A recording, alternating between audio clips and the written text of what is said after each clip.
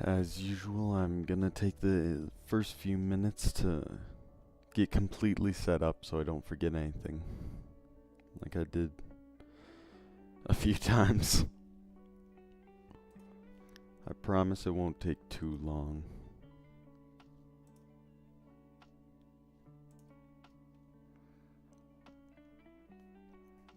Okay, YouTube Live. Yep, YouTube is live. Twitch is live. I'm gonna mute while I get ready so you don't hear me rambling.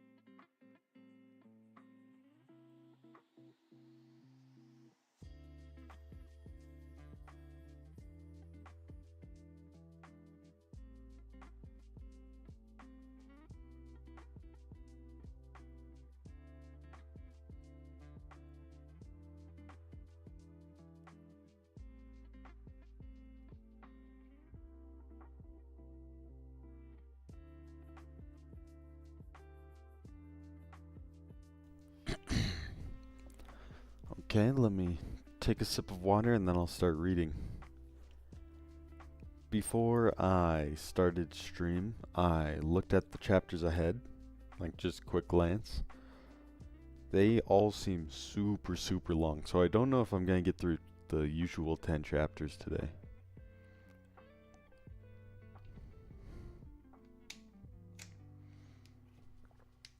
But we'll still try.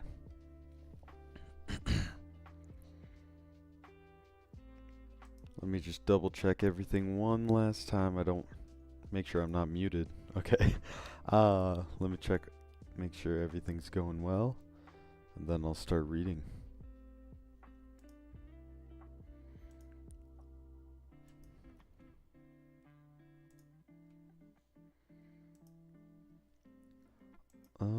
It looks all good, so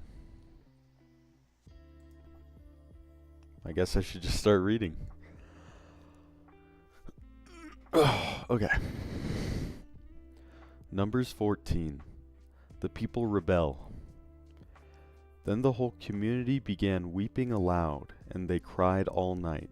Their voices rose in a great chorus of protest against Moses and Aaron.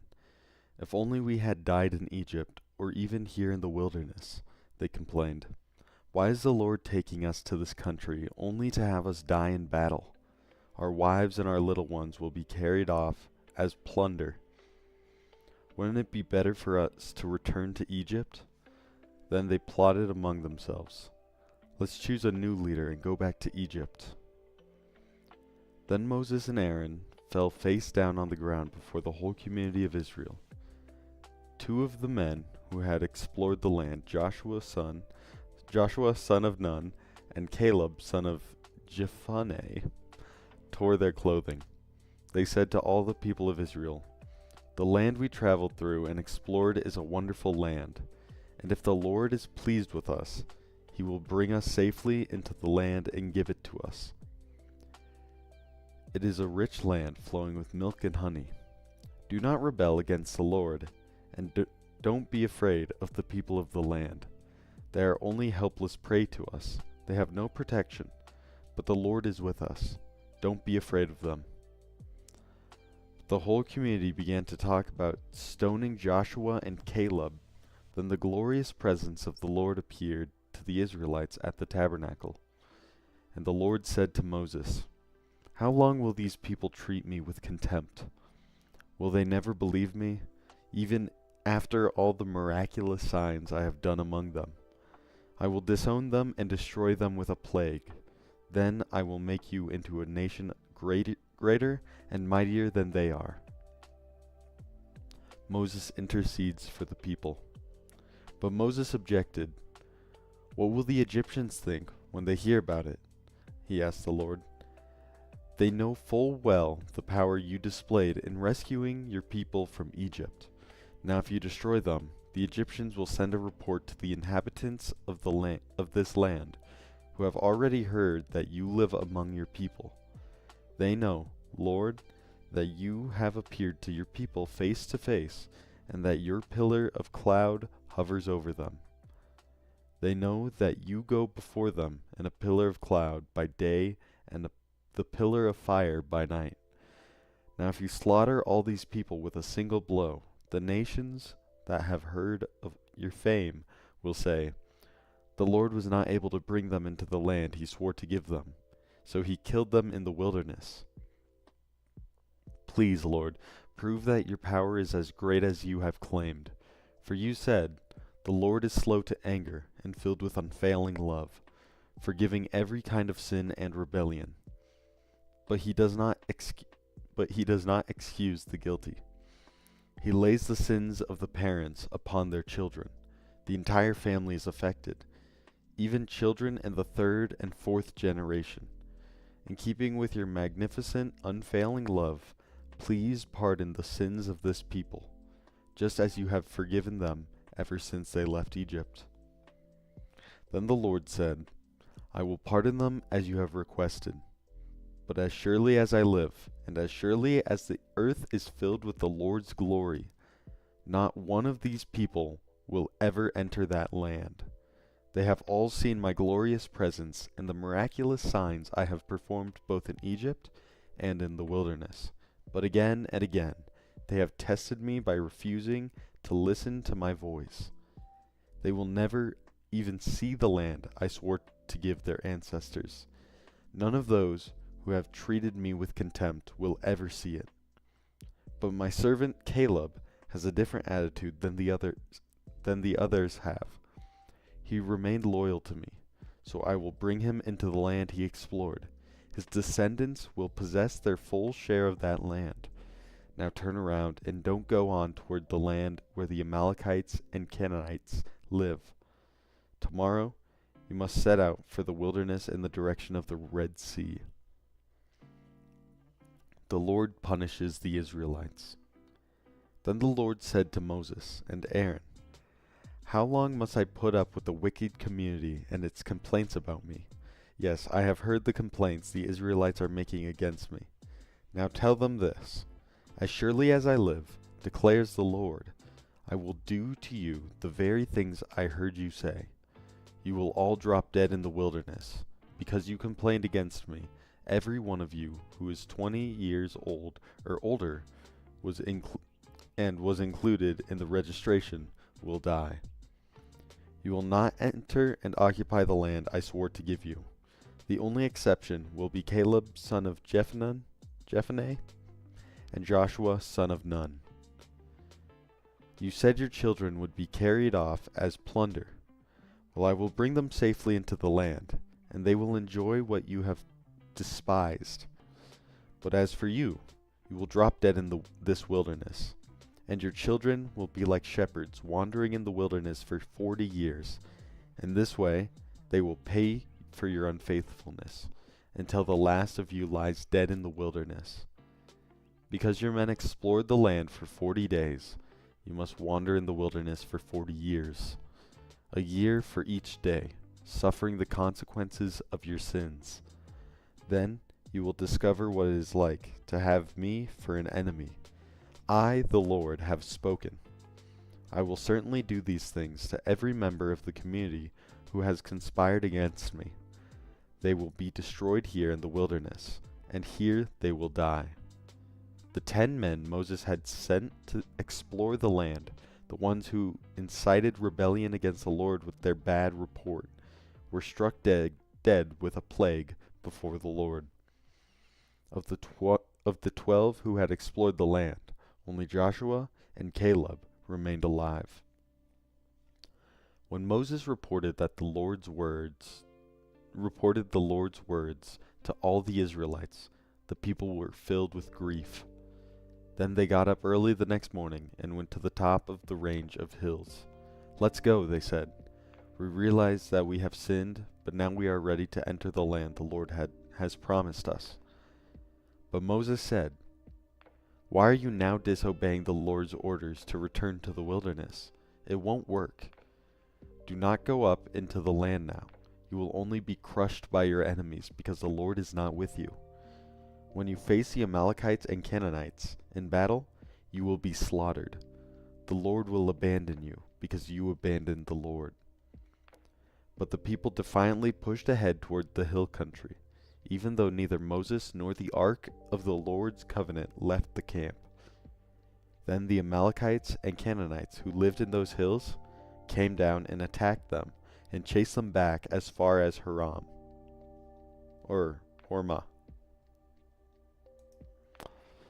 Let me get water and check chats.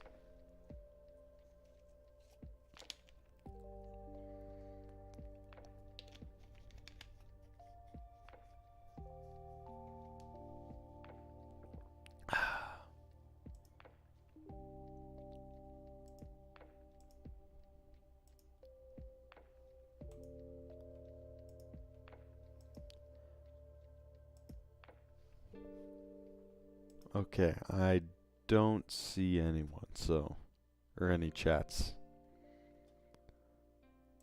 So we continue.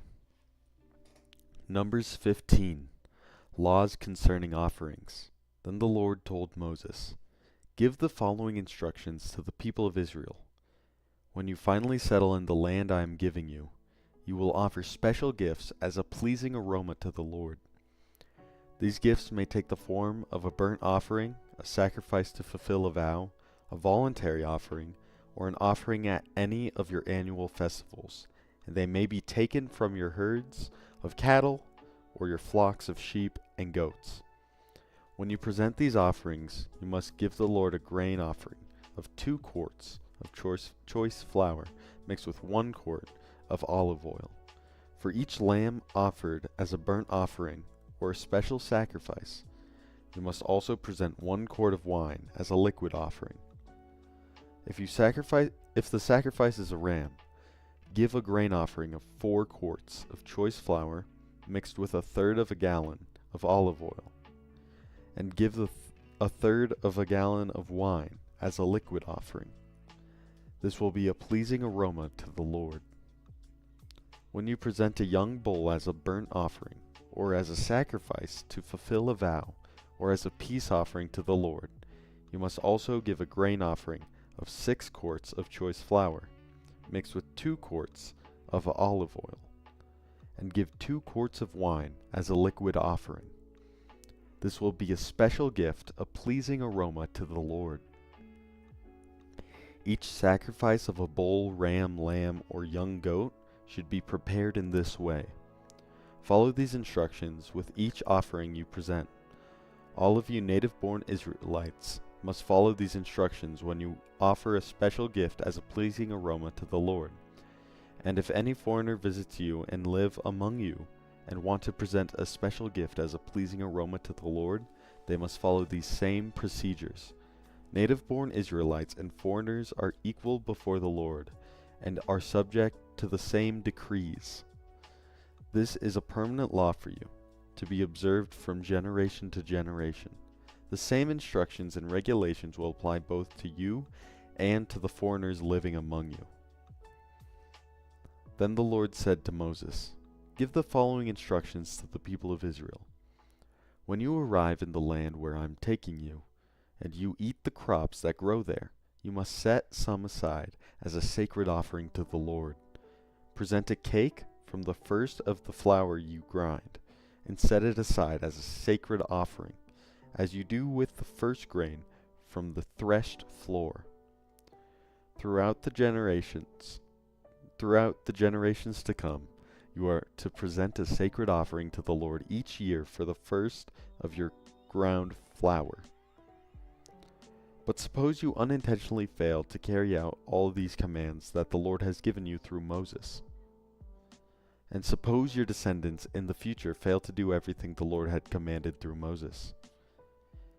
If the mistake was made unintentionally and the community was unaware of it, the whole community must present a young bull for a burnt offering as a pleasing aroma to the Lord. It must be offered along with its prescribed grain offering and liquid offering, and with 1 male goat for a sin offering. With it, the priest will purify the whole community of Israel, making them right with the Lord, and they will be forgiven. For it was an unintentional sin, and they have corrected it with their offerings to the Lord, the special gift, and the sin offering. The whole community of Israel will be forgiven, including the foreigners living among you, for all the people who were involved in the sin. If one individual commits an unintentional sin, the guilty person must bring a 1-year-old female goat for a sin offering. The priest will sacrifice it to purify the guilty person before the Lord, and that person will be forgiven. These same instructions apply both to the native-born Israelites and to the foreigners living among you. But those who brazenly violate the Lord's will, whether native-born Israelites or foreigners, have blasphemed the Lord, and they must be cut off from the community, since they have treated the Lord's word with contempt and deliberately disobeyed his command. They must be completely cut off and suffer the punishment for their guilt. Penalty for breaking the Sabbath. One day while the people of Israel were in the wilderness, they discovered a man gathering wood on the Sabbath day. The people who found him doing this took him before Moses, Aaron, and the rest of the community. They held him in custody because they did not know what to do with him. Then the Lord said to Moses, "The man must be put to death. The whole community must stone him outside the camp. So the whole community took the man outside the camp and stoned him to death, just as the Lord had commanded. Tassels on clothing. Then the Lord said to Moses, "Give the following instructions to the people of Israel. Throughout the generations to come, you must make tassels for the hems of your clothing and attach them with a blue cord. When you see the tassels, you will remember and obey all the commands of the Lord, instead of following your own desires and defiling yourselves, as you are prone to do. The tassels will help you remember that you must obey all my commands and be holy to your God. I am the Lord your God, who brought you out of the land of Egypt, that I might be your God. I am the Lord your God." Water and check chats.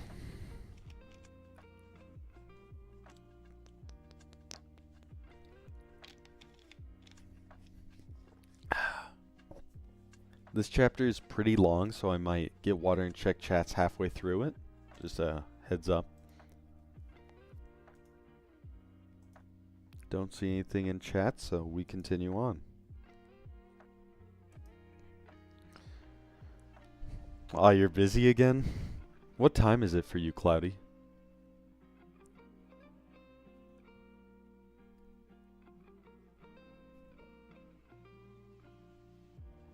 Oh yeah, and also, got an exam today too.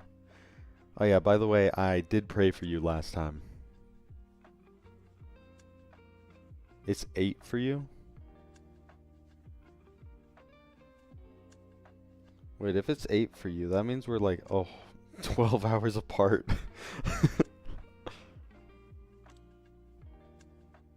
The exam went well, that's good to hear. Did you feel confident taking it, or were you super nervous? 12 and a half-ish? Yeah. Because right now it's 7:39 p.m. for me. You were nervous? Did you get your grade back from it?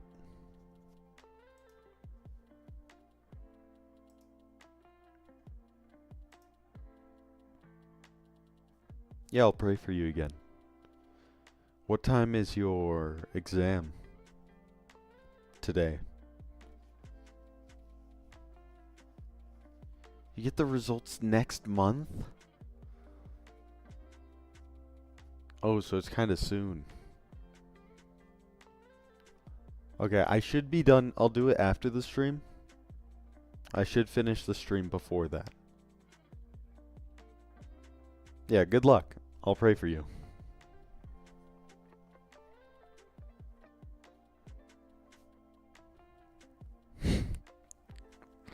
Have a good day.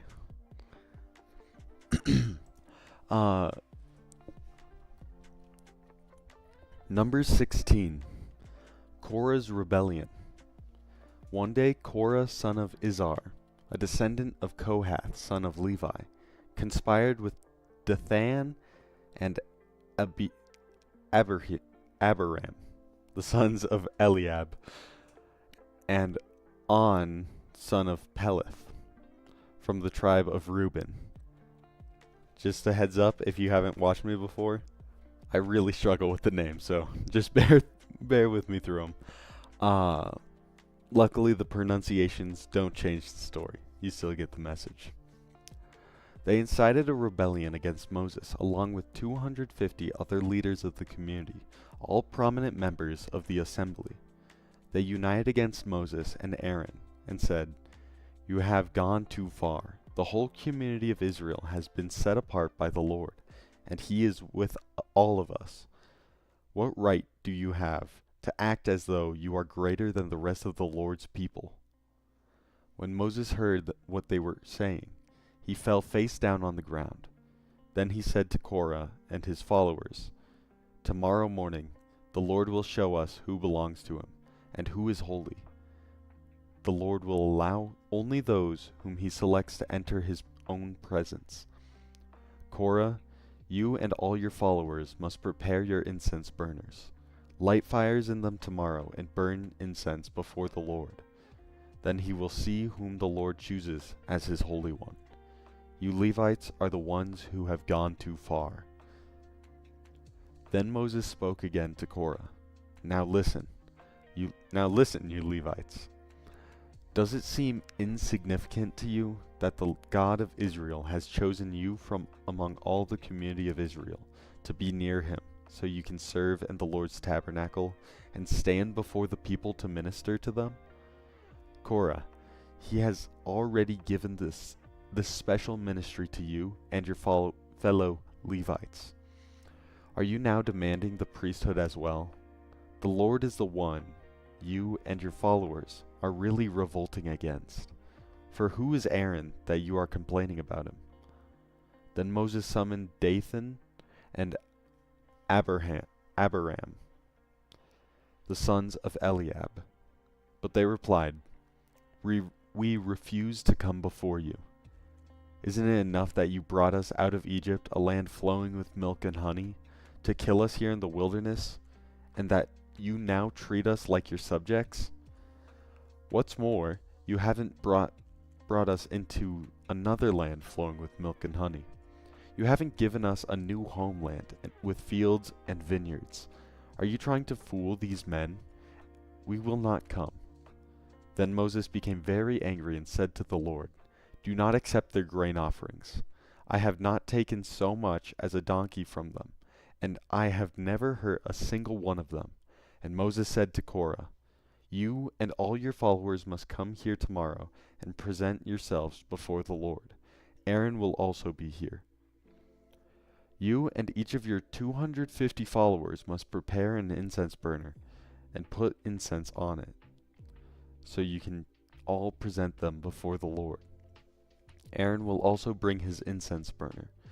So each of these men prepared an incense burner, lit the fire, and placed incense on it. Then they all stood at the entrance of the tabernacle with Moses and Aaron. Meanwhile, Korah had stirred up the entire community against Moses and Aaron, and they all gathered at the tabernacle entrance. Then the glorious presence of the Lord appeared to the whole community, and the Lord said to Moses and Aaron, Get away from all these people, so that I may instantly destroy them. But Moses and Aaron fell face down on the ground. O God, they plead, You are the God who gives breath to all creatures. Must you be angry with all the people when only one man sins? And the Lord said to Moses, Then tell all the people to get away from the tents of Korah, Dathan, and Abiram. So Moses got up and rushed over to the tents of Dathan and Abiram, followed by the elders of Israel. Quick, he told the people, get away from the tents of these wicked men, and don't touch anything that belongs to them. If you do, you will be destroyed for their sins. So all the people stood back from the tents of Korah, Dathan, and Abiram. Then Dathan and Abiram came out and stood at the entrance of their tents, together with their wives and children and little ones. And Moses said, This is how you will know that the Lord has sent me to do all these things that I have done, for I have not done them on my own. If these men die a natural death, or if nothing unusual happens, then the Lord has not sent me. But if the Lord does something entirely new, and the ground opens its mouth and swallows them and all their belongings, and they go down alive into the grave, then you will know that these men have shown contempt for the Lord. He had hardly finished speaking the words when the ground suddenly split open beneath them. The earth opened its mouth and swallowed the men, along with their housewives and all their followers who were standing with them, and everything they owned. So they went down alive into the grave, and along with all their belongings. The earth closed over them, and they all vanished from among the people of Israel. And the people around them fled when they heard their screams. The earth will swallow us too, they cried. Then fire blazed forth from the Lord and burned up the 250 men who were offering incense. And the Lord said to Moses, Tell Eleazar, son of Aaron the priest, to pull all the incense burners from the fire, for they are holy. Also tell him to scatter the burning coals.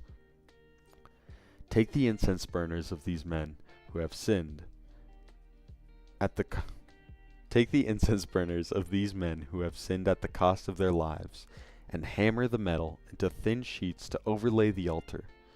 Since these burners were used in the Lord's presence, they have become holy. Let them serve as a warning to the people of Israel.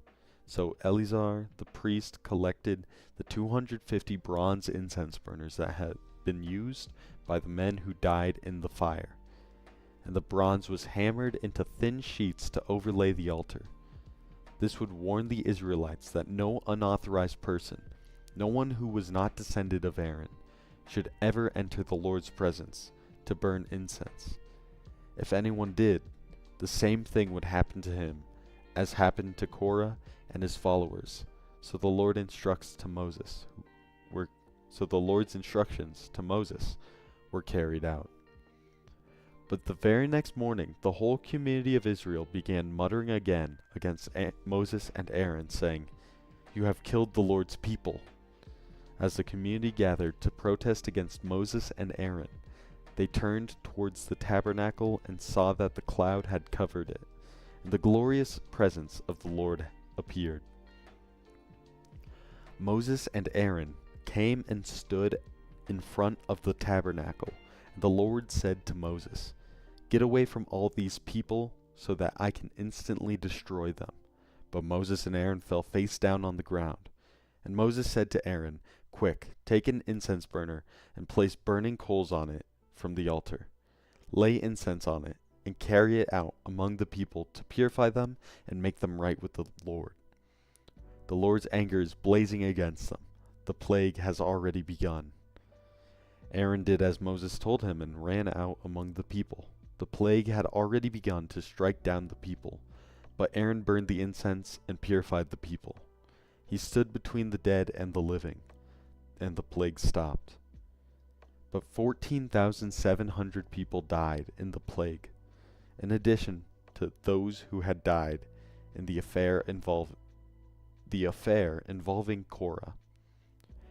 Then, because the plague had stopped, Aaron returned to Moses at the entrance of the tabernacle. Finally, a short chapter. I'm gonna get water and check chats.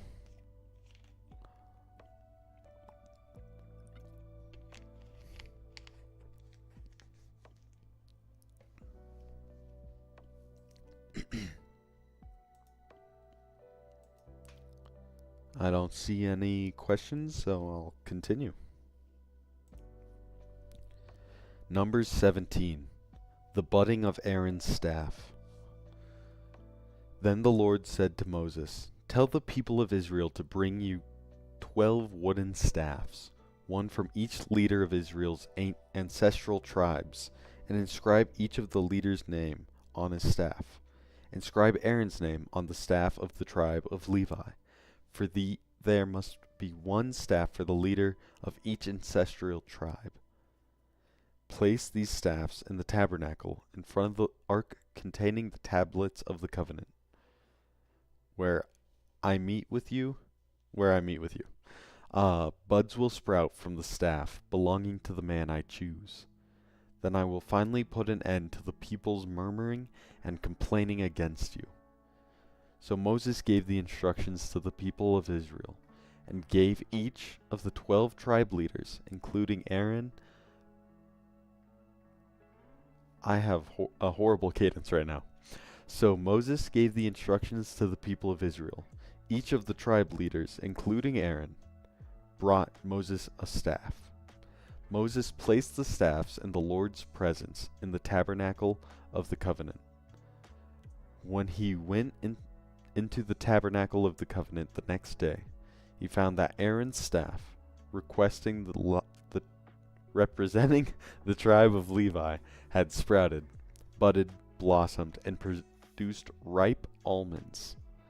When Moses brought all the staffs out from the Lord's presence, he showed them to the people.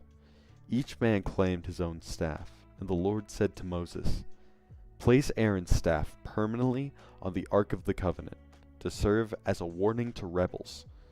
This should put an end to their complaints against me, and prevent any further deaths. So Moses did as the Lord commanded him. Then the people of Israel said to Moses, "Look, we are doomed. We are dead. We are ruined. Everyone who comes close to the tabernacle of the Lord dies. Are we all doomed to die?" Water and check chats real quick.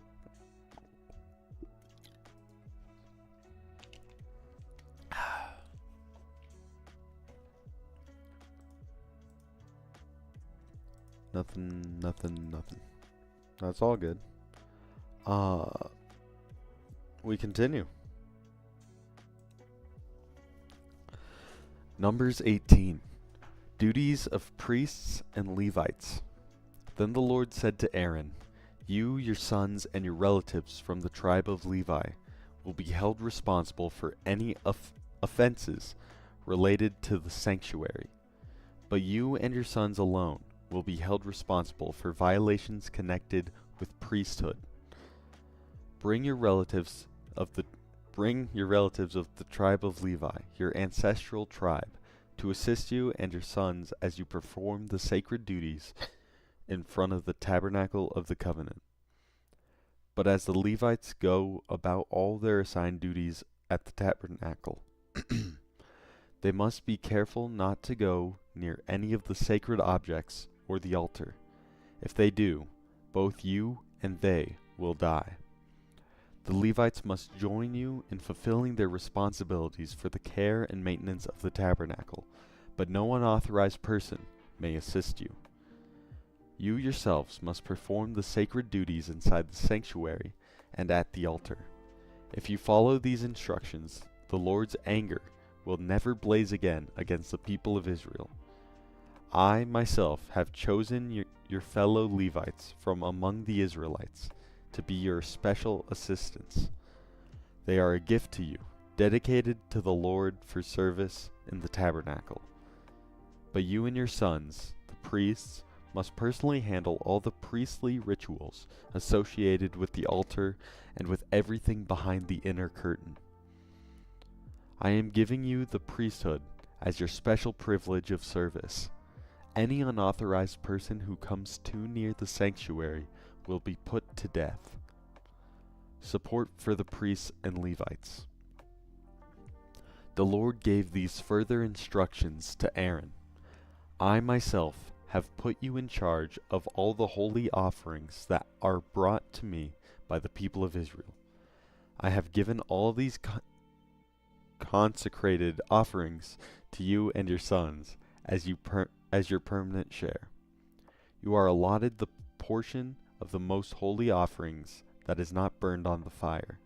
This portion of all the most holy offerings, including the grain offerings, sin offerings, and guilt offerings, will be most holy, and it belongs to you and your sons. You must eat it as a most holy offering. All the males may eat of it, and you must treat it as most holy. All the sacred offerings and special offerings presented to me when the Israelites lift them up before the altar also belong to you. I have given them to you and to your sons and daughters as your permanent share. Any member of your family who is ceremonially clean may eat of these offerings. I also give the harvest gifts brought by the people as offerings to the Lord, the best of the olive oil, new wine, and grain. All the first crops of their land that the people present to the Lord belong to you. Any member of your family who is ceremonially clean may eat this food. Everything in Israel that is specially set apart for the Lord also belongs to you. The firstborn of every mother, whether human or animal, that is offered to the Lord will be yours. But you must always redeem your firstborn sons, and the firstborns of ceremonially unclean animals. Redeem them when they are 1 month old. The redemption price is 5 pieces of silver, as measured by the weight of the sanctuary shekel, which equals 20 gerah. However, you may not redeem the firstborn cattle, sheep, or goats. They are holy and have been set apart for the Lord. Sprinkle their blood on the altar and burn their fat as a special gift, a pleasing aroma to the Lord. The meat of these animals will be yours, just like the breast and right thigh that are presented by lifting them up as a special offering before the altar. Yes, I am giving you all these holy offerings that the people of Israel bring to the Lord. They are for you and your sons and daughters, to be eaten as your permanent share. This is an eternal and unbreaking covenant between the Lord and you, and it also applies to your descendants. And the Lord said to Aaron, Your priests will receive no allotment of land or share of property among the people of Israel. I am your share and your allotment. As for the tribe of Levi, your relatives, I will compensate them for their service in the tabernacle. Instead of an allotment of land, I will give them the tithes from the entire land of Israel. From now on, no Israelites except priests or Levites may approach the tabernacle. If they come too near, they will be judged guilty and will die. Only the Levites may serve as at the tabernacle, and they will be held responsible for any offenses against it. This is a permanent law for you, to be observed from generation to generation. The Levites will receive no allotment of land among the Israelites, because I have given them the Israelites' tithes, which has been presented as sacred offerings to the Lord. This will be the Levites' share. That is why I said they would receive no allotment of land among the Israelites. The Lord also told Moses, Give these instructions to the Levites. When you receive from the people of Israel the tithes I have assigned as your allotment, give a tenth of the tithes you receive, a tithe of the tithe, to the Lord as a sacred offering. The Lord will consider the offering to be your harvest offering, as though it was the first grain of your own threshing floor, or wine from your own winepress. You must present 1/10 of the tithe received from the Israelites as a sacred offering to the Lord. This is the Lord's sacred portion, and you must present it to Aaron the priest. Be sure to give the Lord the best portions of the gifts given to you. Also give these instructions to the Levites. When you present the best part as your offering, it will be considered as though it came from your own threshing floor or winepress. You Levites and your families may eat this food wherever you wish, anywhere you wish, for it is your compensation for serving in the tabernacle. You will not be considered guilty for accepting the Lord's tithes if you give the best portion to the priests. But be careful not to treat the holy gifts of the people of Israel as though they were common. If you do, you will die. Water and check chats.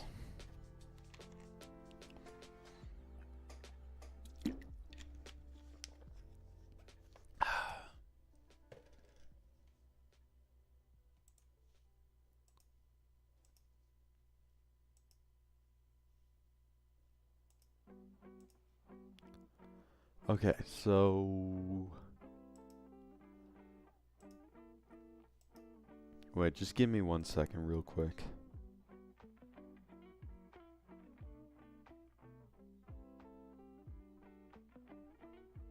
Okay, we're good. We're good.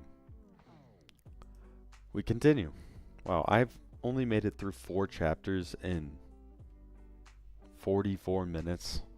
These chapters are long. This one seems like a normal length. Okay. Numbers 19. The water of purification. The Lord said to Moses and Aaron, Here is another legal requirement commanded by the Lord. Tell the people of Israel to bring you a red heifer, a perfect animal that has no defects and has never been yoked to a plow. Give it to Eleazar the priest, and it will be taken outside the camp and slaughtered in his presence. Eleazar will take some of its blood on his finger. and sprinkle it 7 times toward the front of the tabernacle.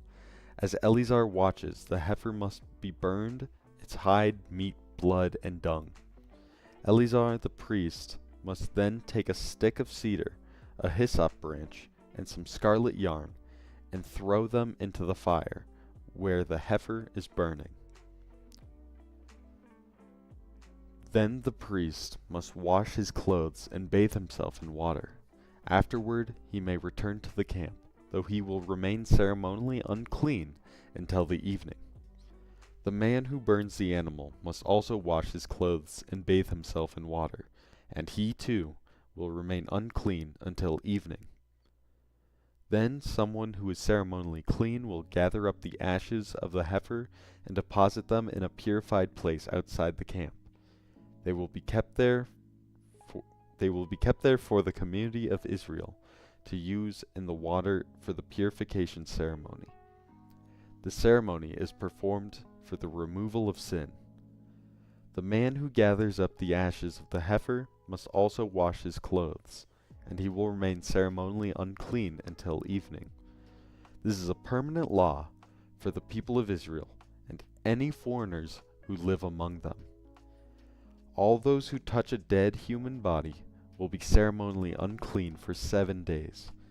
They must purify themselves on the 3rd and 7th days with the water of purification.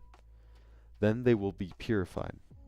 But if they do not do this on the 3rd and 7th days, they will continue to be unclean until even after the 7th day. All those who touch a dead body and do not purify themselves in the proper way defile the Lord's tabernacle, and they will be cut off from the community of Israel. Since the water of purification was not sprinkled on them, their defilement continues. This is the ritual law that applies when someone dies inside a tent. All those who enter the tent and those who were inside when the death occurred will be ceremonially unclean for 7 days. Any open container in the tent that was not covered with a lid is also defiled. And if someone in an open field touches the corpse of someone who was killed with a sword or who died a natural death, or if someone touches a human bone or a grave, that person will be defiled for 7 days. To remove the defilement, put some of the ashes from the burnt purification offering in a jar, and pour fresh water over them. Then someone who is ceremonially clean must take a hyssop branch and dip it into water. The person must sprinkle the water on the tent, on all the furnishings in the tent, and on the people who were in the tent, also on the person who touched a human bone, or touched someone who was killed or who died naturally, or touched a grave. On the 3rd and 7th days, the person who is ceremonially clean must sprinkle the water on those who were defiled. Then on the 7th day, the people, being cleansed, must wash their clothes and bathe themselves, and that evening they will be cleansed of their defilement. But those who become defiled and do not purify themselves will be cut off from the community, for they have defiled the sanctuary of the Lord. Since the water of purification has not been sprinkled on them, they remain defiled. This is a permanent law for the people. Those who sprinkle the water of purification must afterward wash their clothes, and anyone who then touches the water used for purification will remain defiled until evening. Anything and anyone that a defiled person touches will be ceremonially unclean until evening. Water and Check Chats.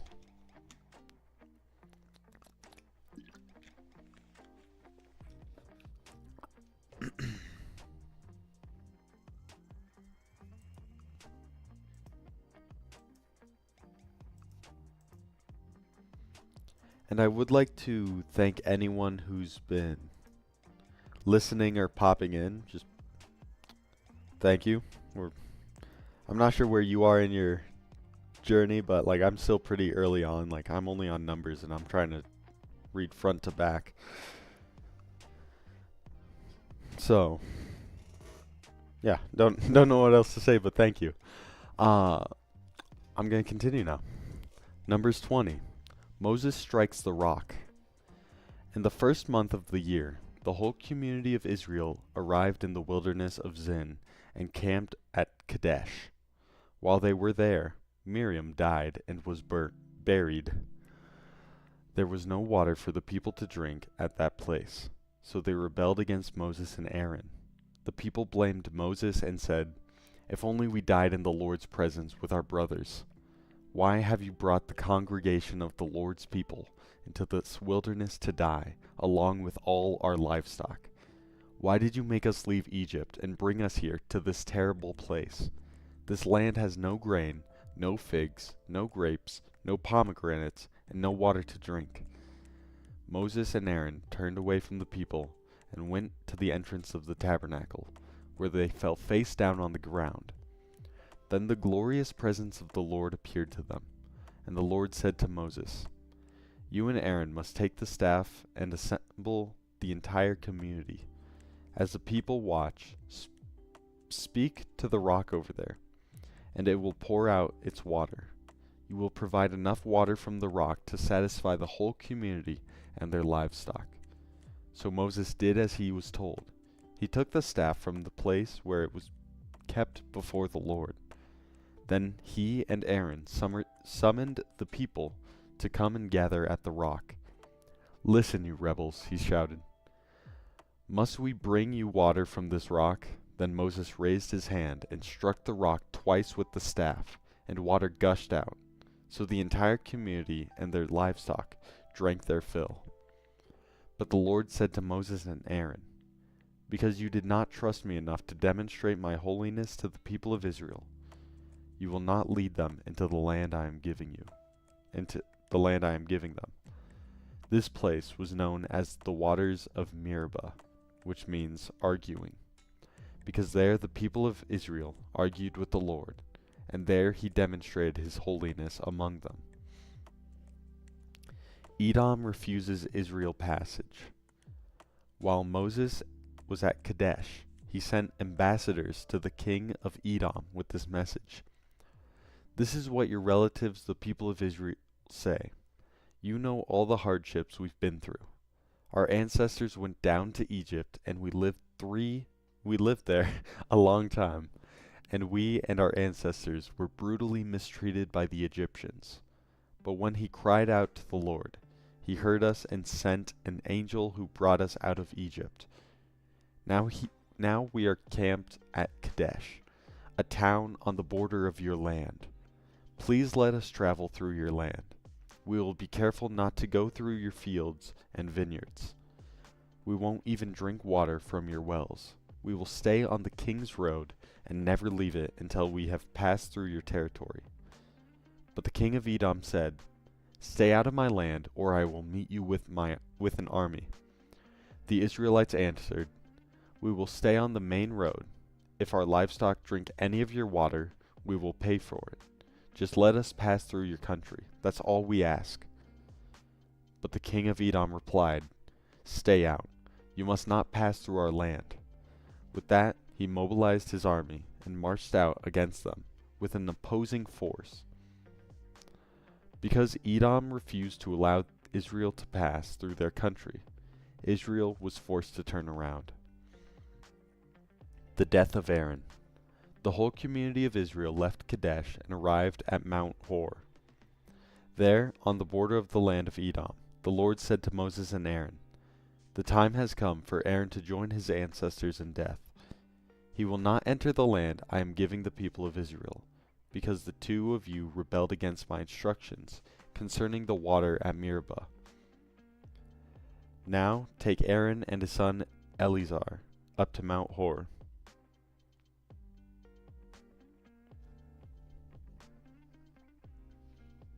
Hey, thanks for the follow. I'm gonna finish up this chapter and then I'll give you a better thanks. There you will remove Aaron's priestly garments and put them on Eleazar his son. Aaron will die there and join his ancestors. So Moses did as the Lord commanded. The three of them went up to Mount Hor together as the whole community watched. At the summit, Moses removed the priestly garments from Aaron and put them on Eleazar, Aaron's son. Then Aaron died there on top of the mountain, and Moses and Eleazar went back down. When the people realized that Aaron had died, all Israel mourned for him 30 days. Thanks for the follow. I'm not sure how long you're tuning in. But yeah, I don't always do Bible reading streams. I want to do them every day, but I'm also busy with a bunch of college work. But yeah, I do pixel art and I read the Bible.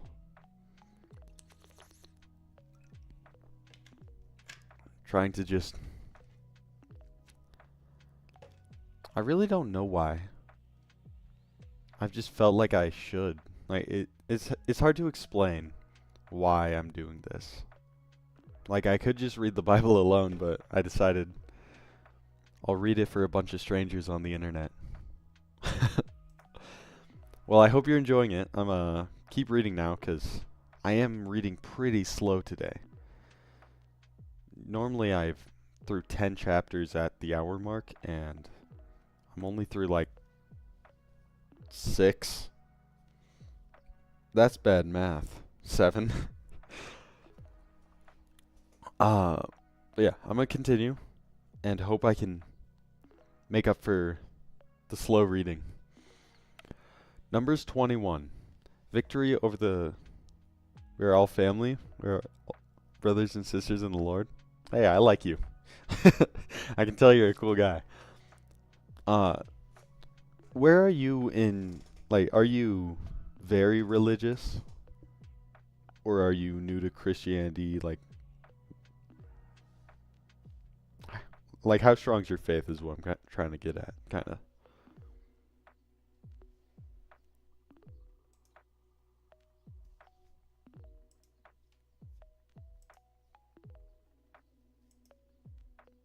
Your family's religious? My family was religious, and then they kind of just stopped. I did ask them recently if they still are, and apparently they all are still religious. They just don't like practice religion. It's kind of complicated. I'm getting back into it. I strayed for a long time ago. Yeah, that's kind of what I was like.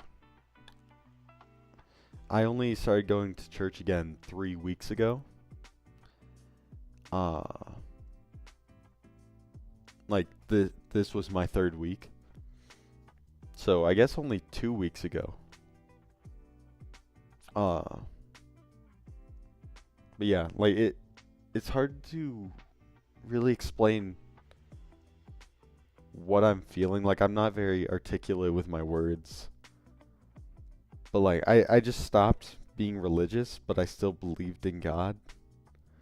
And then I decided I'm just gonna go to church one day. And since that time going to church, I've been the happiest I've been in my whole life, and nothing new has happened besides me just reading the Bible. It's a super weird feeling. I don't understand it. But I'm glad you can, we're kind of both getting back into it. God has been calling me to do things, but I have been hesitant to do it. Yeah, I kind of feel that too. Like something that made me really struggle with religion is I've never had like one of those like big moments that preachers and people talk about. Like I have a friend who has like these vivid experiences with God, and like I just haven't had one of those. But like when I look back at things, I'm like, I'm not sure if it was God. Like it's I want to become stronger in my faith, but I have this doubt inside me which I don't know how to get rid of. So I feel like the solution might be just read the entire Bible, keep going to church. I think eventually it'll work out. But yeah, I'm going to keep reading. You can keep chatting. I'll read it after I finish this chapter. Numbers 21, victory over the Canaanites. The Canaanite king of Arad, who lived in the Negev, heard that the Israelites were approaching on the road through Atharim. So he attacked the Israelites and took some of them as prisoners. Then the people of Israel made this vow to the Lord: If you will hand these people over to us, we will completely destroy all their towns. The Lord heard the Israelites' request and gave them victory over the Canaanites. The Israelites completely destroyed them and their towns, and the place has been called Hormah ever since. The bronze snake. Then the people of Israel set out from Mount Hor, taking the road of the Red Sea to the Red Sea, to go around the land of Edom. But the people grew impatient with the long journey, and they began to speak against God and Moses. "Why have you brought us out of Egypt to die here in the wilderness?" they complained. "There is nothing to eat here, and nothing to drink, and we hate this horrible manna." So the Lord sent poisonous snakes among the people, and many were bitten and died. Then the people came to Moses and cried out, "We have sinned by speaking against the Lord and against you. Pray that the Lord will take away the snakes." So Moses prayed for the people. Then the Lord told him, "Make a replica of a poisonous snake and attach it to a pole. All who are bitten will live if they simply look at it." So Moses made a snake out of bronze and attached it to a pole. Then anyone who was bitten by a snake could look at the bronze snake and be healed.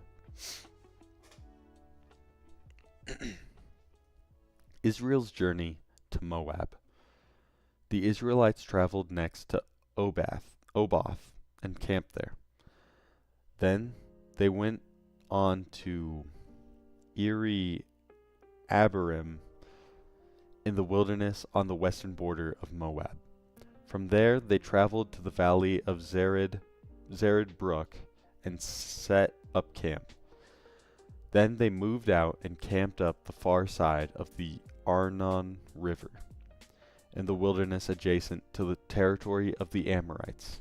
The Arnon is the boundary line between the Moabites and the Amorites. For this reason, the book of the wars of the Lord speaks of the town of Waheb and the area of Suphah, and the ravines of the Arnon River, and the ravines that extend as far as the settlement of Ar on the border of Moab. From there, the Israelites traveled to Beer, which is the well where the Lord said to Moses, "Assemble the people, and I will give them water." There the Israelites sang this song: "Spring up, O well, yes, sing its praises. Sing of this well, which princes dug, which great leaders hollowed out, with their scepters and staffs." Then the Israelites left the wilderness and proceeded on through Mattanah, Nahalal, and Bamoth. After that, they went to the valley of Moab, where Pisgah Peak overlooked the wasteland. These names are really hard to pronounce. Victory over Sihon and Og. The Israelites sent ambassadors to King Sihon of the Amorites with this message: "Let us travel through your land, and we will be careful not to go through your fields and vineyards. We won't even drink water from your wells. We will stay on the king's road until we have passed through your territory." But King Sihon refused to let them cross his territory. Instead, he mobilized his entire army and attacked Israel in the wilderness, engaging them in battle at Jahaz. But the Israelites slaughtered them with their swords and occupied their land from the Arnon River to the Jabbok River. They went only as far as the Ammonite border, because the boundary of the Ammonites was fortified. So Israel captured all the towns of the Amorites and settled in them, including the city of Heshbon and its surrounding villages. Heshbon had been the capital of King Sihon of the Amorites. He had defeated a former Moabite king and seized all his land as far as the Arnon River. Therefore the ancient poets wrote this about him. Come to Heshbon and let it be rebuilt. Let the city of Sihon be restored. A fire flamed forth from Heshbon, a blaze from the city of Sihon. It burned the city of Ar and Moab. It destroyed the rulers of the Arnon heights. What sorrow awaits you, O people of Moab! You are finished, O worshippers of Chemosh. Chemosh has left his sons as refugees, his daughters as captives of Sihon, the Amorite king.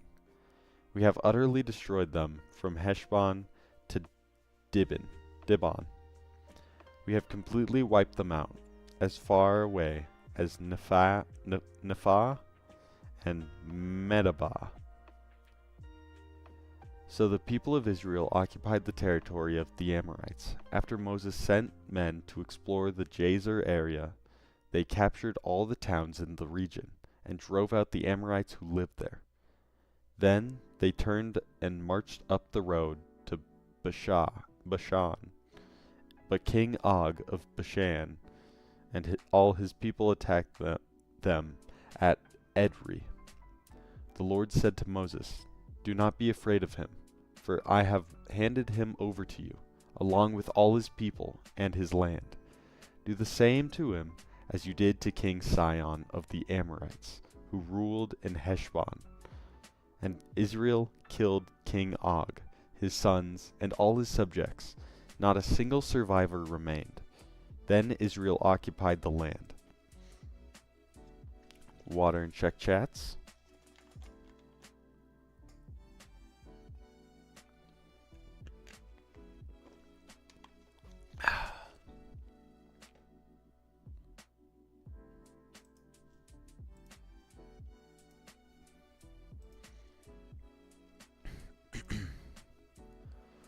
Trust in the Lord with all your heart, and lean not on your own understanding.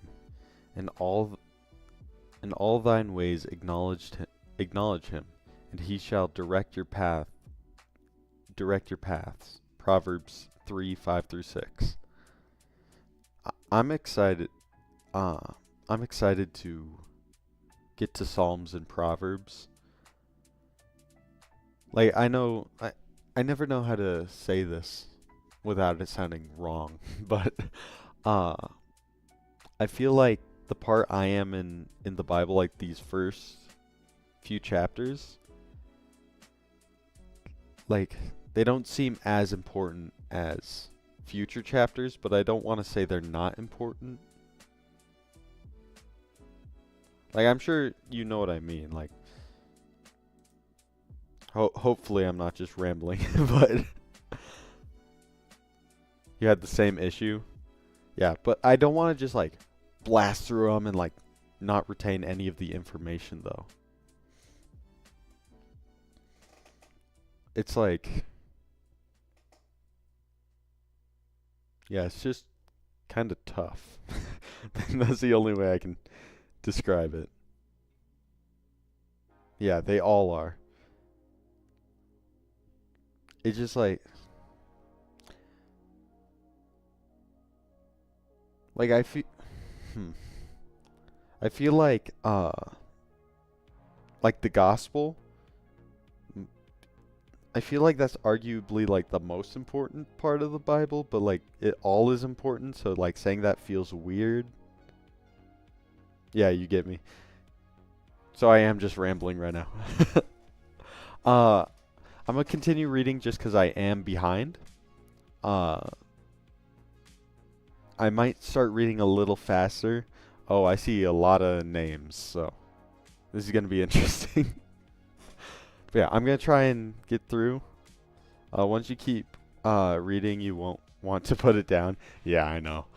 Uh, One day I read like 20 chapters when normally I just try and read 10, and I just kept reading. It was a good day. Numbers 22. Balak sends for Balaam. Then the people of Israel traveled to the plains of Moab and camped east of the Jordan River, across from Jericho. Balak son of Zippor, the Moabite king, had seen everything the Israelites did to the Amorites, and when the people of Moab saw how many Israelites there were, they were terrified. The king of Moab said to the elders of Midian, "The mob will devour everything in sight, like an oxen devours grass in the field." So Balak, king of Moab, sent messengers to call Balaam, son of Beor, who was living in his native land of Pether, near the Euphrates River. His message said, "Look, a vast horde of people has arrived from Egypt. They cover the face of the earth and are threatening me. Please come and curse these people for me, because they are too powerful for me. Then perhaps I will be able to conquer them and drive them from the land. I know that blessings fall on any people you bless, and curses fall on the people you curse." Balak's messengers, who were elders of Moab and Midian, sent out with money to pay Balaam to place a curse upon Israel. They went to Balaam and delivered Balak's message to him. "Stay here overnight," Balaam said. "In the morning I will tell you whatever the Lord directs me to say." So the officials from Moab stayed there with Balaam. That night God came to Balaam and asked him, "Who are these men visiting you?" Balaam said to God, "Balak son of Zippor, king of Moab, has sent me this message. Look, a vast horde of people have arrived from Egypt, and they covered the face of the earth. Come and curse these people for me. Then perhaps I will be able to stand up to them and drive them out from this land." But God told Balaam, "Do not go with them. You are not to curse these people, and they have been blessed, for they have been blessed." The next morning Balaam got up and told Balak's officials, "Go on home. The Lord will not let me go with you." So the Moabite officials returned the king of Balak and reported, "Balaam refused to come with us." Then Balak tried again. This time he sent a larger number of even more distinguished officials than those he had sent the first time. They went to Balaam and delivered this message to him. "This is what Balak son of Zippor says. Please don't let anything stop you from coming to help me. I will pay you very well and do whatever you tell me. Just come and curse these people for me." But Balaam responded to Balak's messengers, "Even if Balak were to give me his palace filled with silver and gold, I would be powerless to do anything against the will of the Lord my God. But stay here one more night, and I will see if the Lord has anything else to say to me." That night God came to Balaam and told him, "Since these people have come for you, get up and go with them, but do only what I tell you to do." Balaam and his donkey. So the next morning Balaam got up, saddled his donkey, and started off with the Moabite officials. But God was very angry that Balaam was going, so he sent the angel of the Lord to stand in the road to block his way. As Balaam and two servants were riding along, Balaam's donkey saw the angel of the Lord standing in the road, with a drawn sword in his hand. The donkey bolted off the road into a field, but Balaam beat it and turned it back onto the road. Then the angel of the Lord stood at a place where the road narrowed between two vineyard walls. When the donkey saw the angel of the Lord, it tried to squeeze by and crushed Balaam's foot against the wall. So Balaam beat the donkey again. Then the angel of the Lord moved farther down the road and stood in a place too narrow for the donkey to get by at all. This time when the donkey saw the angel, it laid down under Balaam. In a fit of rage, Balaam beat the animal again with his staff. Then the Lord gave the donkey the ability to speak. "What have I done to you that deserves you beating me 3 times?" it asked Balaam. "You have made me look like a fool," Balaam shouted. "If I had a sword with me, I would kill you." But I am the same donkey you have ridden all your life, the donkey answered. Have I ever done anything like this before? No, Balaam admitted. Then the Lord opened Balaam's eyes, and he saw the angel of the Lord standing in the roadway with a drawn sword in his hand. Balaam bowed his head and fell face down on the ground before him. Why did you beat your donkey those 3 times? The angel of the Lord demanded. Look, I have come to block your way because you are stubbornly resisting me. 3 times the donkey saw me and shied away. Otherwise, I would certainly have killed you by now and spared the donkey. Then Balaam confessed to the angel of the Lord, I have sinned. I didn't realize you were standing in the road to block my way. I will return home if you are against my going. But the angel of the Lord told Balaam, Go with these men, but say only what I tell you to say. So Balaam went on with Balak's officials. When King Balak heard that Balaam was on the way, he went out to meet him at a Moabite town on the Arnon River, at the farthest border of his land. Didn't I send you an urgent invitation? Why didn't you come right away? Balak asked Balaam. Didn't you believe me when I said I would reward you richly? Balaam replied, Look, now I have come, but I have no power to say whatever I want. I will only speak the message that God puts in my mouth. Then Balaam accompanied Balak to Kiriath Huzoth, where the king sacrificed cattle and sheep. He sent portions of the meat to Balaam and his officials who were with him. The next morning, Balak took Balaam up to the Bamoth Baal. From there, he could see some of the people of Israel spread out below him. Water and check chats.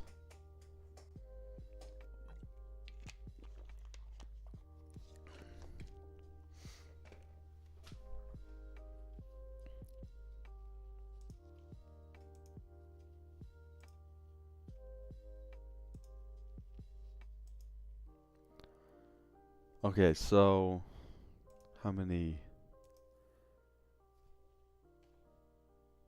numbers? There's 36. Okay, let's see. How long is this chapter?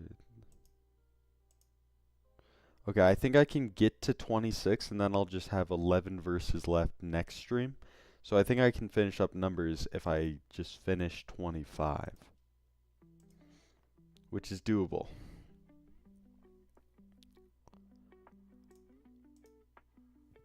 So here goes nothing. Numbers 23. Balaam blesses Israel. Then Balaam said to King Balak, Build me 7 altars here, and prepare 7 young bulls and 7 rams for me to sacrifice. Balak followed his instructions, and the 2 of them, sacrificed a young bull and a ram on each altar. Then Balaam said to Balak, Stand here by your burnt offerings, and I will go to see if the Lord will respond to me. Then I will tell you whatever he reveals to me. So Balaam went alone to the top of a bare hill, and God met him there. Balaam said to him, I have prepared 7 altars and have sacrificed a young bull and a ram on each altar. The Lord gave Balaam a message for King Balak. Then he said, Go back to Balak and give him my message. So Balaam returned and found the king standing beside his burnt offering with all the officials of Moab. This was the message Balaam delivered. Balak summoned me to come from Aram. The king of Moab brought me from the eastern hills. Come, he said, curse Jacob for me. Come and announce Israel's doom. But how can I curse those whom God has not cursed? How can I condemn those who the Lord has not condemned? I see them from the cliff tops. I watch them from the hills. I see a people who live by themselves, set apart from other nations, who can count Jacob's descendants as numerous as dust, who can count even a fourth of Israel's people. Let me die like the righteous. Let my life end like theirs. Then King Balak demanded of Balaam, What have you done to me? I brought you to curse my enemies. Instead, you have blessed them. But Balaam replied, I will speak only the message that the Lord puts in my mouth. Balaam's second message. Then King Balak told him, Come with me to another place. There you will see another part of the nation of Israel, but not all of them. Curse at least that many. So Balak took Balaam to the plateau of Zophim on Pisgah Peak. He built 7 altars there and offered a young bull and a ram on each altar. Then Balaam said to the king, "Stand here by your burnt offering, while I go over there to meet the Lord." The Lord met Balaam and gave him a message. Then he said, "Go back to Balak and give him my message." So Balaam returned and found the king standing beside his burnt offerings with all the officials of Moab. "What did the Lord say?" Balak asked eagerly. This was the message Balaam delivered. "Rise up, Balak, and listen. Hear me, son of Zippor. God is not a man, and he does not lie. He is not human, and he does not change his mind. He has ever spoken and failed to act? Has he ever promised and not carried it through? Listen, I received a command to bless. God has blessed, and I cannot reverse it. No misfortune is in his plan for Jacob. No trouble is in store for Israel, for the Lord their God is with them. He has been proclaimed their king. God brought them out of Egypt. For them, he is as strong as a wild ox. No curse can touch Jacob. No magic has any power against Israel. For now it will be said of Jacob, what wonders God has done for Israel. These people will rise up like a lioness, like a majestic lion rousing itself. They refuse to rest until they have feasted on prey, drinking the blood of the slaughtered." Then Balak said to Balaam, "Fine, but if you won't curse them, at least don't bless them." Balaam replied to Balak, "Didn't I tell you that I can do only what the Lord tells me?" Balaam's third message.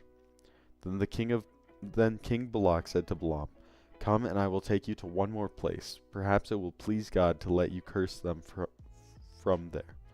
So Balak took Balaam to the top of Mount Peor, overlooking the wasteland. Balaam again told Balak, "Build me 7 altars and prepare 7 young bulls and 7 rams for me to sacrifice." So Balak did as Balaam ordered, and offered a young bull and a ram on each altar. Numbers 24. By now Balaam realized that the Lord was not determined to bless Israel, so he did not resort to divination as before. Instead, he turned and looked out toward the wilderness. When he saw the people of Israel camped tribe by tribe, then the Spirit of God came upon him, and this message he delivered. This is a message of Balaam son of Beor, the message of the man whose eyes see clearly, the message of one who hears the words of God, who sees a vision from the Almighty, who bows down with eyes wide open. How beautiful are your tents, O Jacob! How lovely are your homes, O Israel! They spread before me like palm groves, like gardens by the riverside. They are like tall trees planted by the Lord, like cedars beside the waters. Water will flow from their buckets. Their offspring have all they need. Their king will be greater than Agag. Their kingdom will be exalted. God brought them out of Egypt. For them he is as strong as a wild ox. He devours all the nations that oppose him, breaking their bones in pieces, shooting them with arrows. Like a lion, Israel crouches and lies down, like a lioness who dares to arouse her. Blessed is everyone who blesses you, O Israel, and cursed is everyone who curses you. King Balak flew into a rage against Balaam. He angrily clapped his hands and shouted, "I called you to curse my enemies. Instead, you have blessed them 3 times. Now, get out of here. Go back home. I promised to reward you richly, but the Lord has kept you from your reward." Balaam told Balak, "Don't you remember what I told your messengers? I said, even if Balak were to give me his palace filled with silver and gold, I would be powerless to do anything against the will of the Lord. I told you that I could say only what the Lord says. Now I am returning to my own people.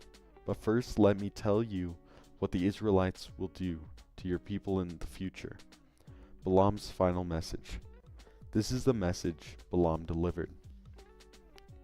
This is the message of Balaam son of Beor, the message of the man whose eyes see clearly, the message of one who hears the words of God, who has knowledge from the Most High, who sees a vision from the Almighty, who bows down with eyes wide open. I see him, but not here and now. I perceive him, but far in the distant future. A star will rise from Jacob. A scepter will emerge from Israel. It will crush the heads of Moab's people, cracking the skulls of the people of Sheth. Edom will be taken over, and Seir, its enemy, will be conquered. While Israel marches on in triumph, a ruler will rise in Jacob, who will destroy the survivors of Ir. Then Balaam looked over toward the people of Amalek and delivered this message. Amalek was the greatest nations, but its destiny is destruction. Then he looked towards the Kenites and delivered this message. Your home is secure, your nest is set in the rocks. But the Kenites will be destroyed when Assyria takes you captive. Balaam concluded his message by saying, Alas, who can survive unless God has willed it? Ships will come from the coast of Cyprus. They will oppress Assyria and afflict Eber, but they too will be utterly destroyed. Then Balaam left and returned home, and Balak also went his way. Okay, I think this is going to be my last chapter.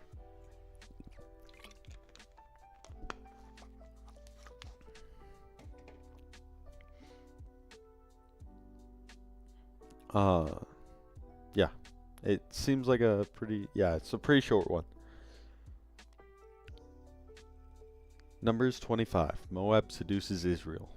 While the Israelites were camped at Acacia Grove, some of the men defiled themselves by having sexual relations with local Moabite women.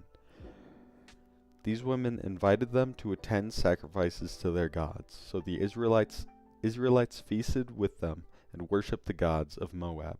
In this way, Israel joined in the worship of Baal of Peor, causing the Lord's anger to blaze against his people. The Lord issued the following command to Moses: Seize all the ringleaders and execute them before the Lord in broad daylight, so his fierce anger will turn away from the people of Israel. So Moses ordered Israel's judges, Each of you must put to death the men under your authority who have joined in worshiping Baal of Peor.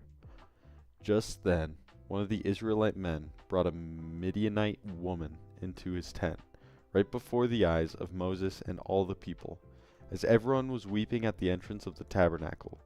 When Phinehas, son of Eleazar, and grandson of Aaron, the priest, saw this, he jumped up and left the assembly.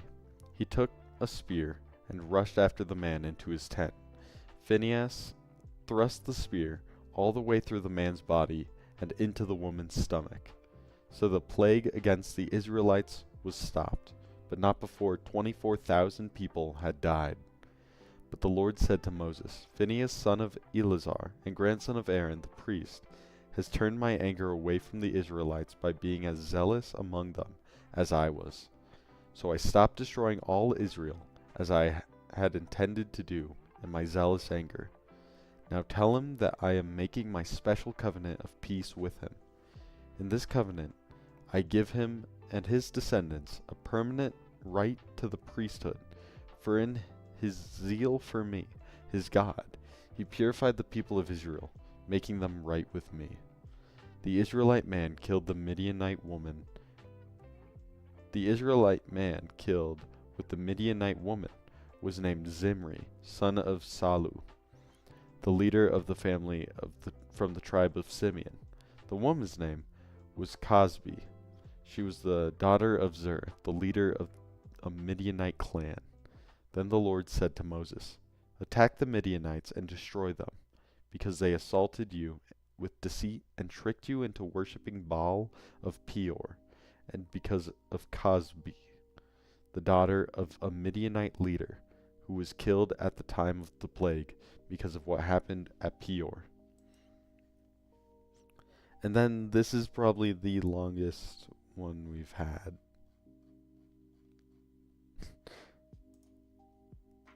And then it goes back to normal lengths. Still pretty long verses after that.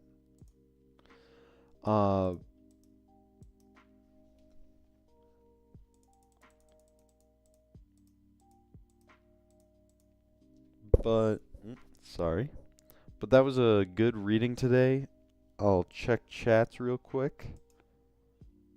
Nothing, and nothing. Well, if anyone is still watching, thanks for tuning in and listening to me struggle with all the pronunciations of the names. But yeah, it's a good stream, but I have stuff I need to do quickly. So I'm gonna end stream. Yeah, thanks for popping in. Thanks for being curious enough to join my stream. And hopefully you join in next time.